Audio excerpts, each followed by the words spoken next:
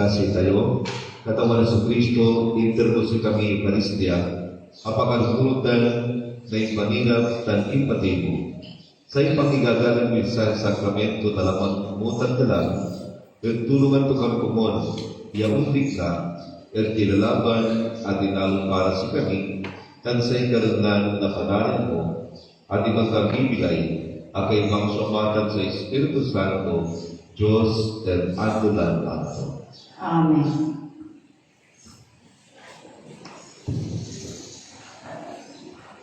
Babasaot niya inaon at libro na Deuteronomio.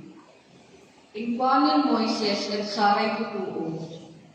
Nunot yo, no paano'y ipangiwanwan kasi kayo, nakatawan at Diyos yo, nagloob na apatakloy taon, dyan kalawakan. Impanlik na to kayo'y kairapan, apanubog at si kayo. Yan na ang taan to, no ang to'y ginagmayon gawaan. Tano kasi unuran yuray ng ganto o di ano. Pinaurasan to kayo, insan ko kayo inigdan na mana akanan mo. Say Tagalog, yaagmin balon katawayan, si kayo, tansaray lalaki. Kung may ginawa to, pianibangan ko kayo, na aliwan tinapay labag sa pambilay na tuo. Nuwag ingin, mambilay mo at aming asalita na katawan.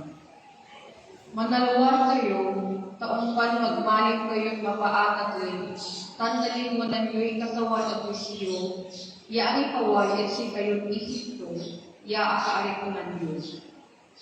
Inuwan ko kayong binhulta, at sa may maawa, at makapataktakong akalawagan, akawalaan, nasaray ng itan uloy, tan alaklan. Diyan sama niya amaga, tan ang kapoy dano, badani. Pinapaway ko batong dampay sa dano, para sa kayo.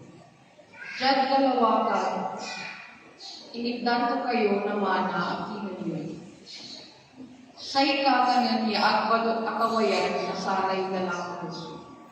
Inigdan ko kayo, nasaray di inapan, apanubot ko si kayo, piyandyad ka umuran, nabindisyonan ko kayo, nasaray maaming abungan na. Salita na kakawan. Salamat sa Diyos.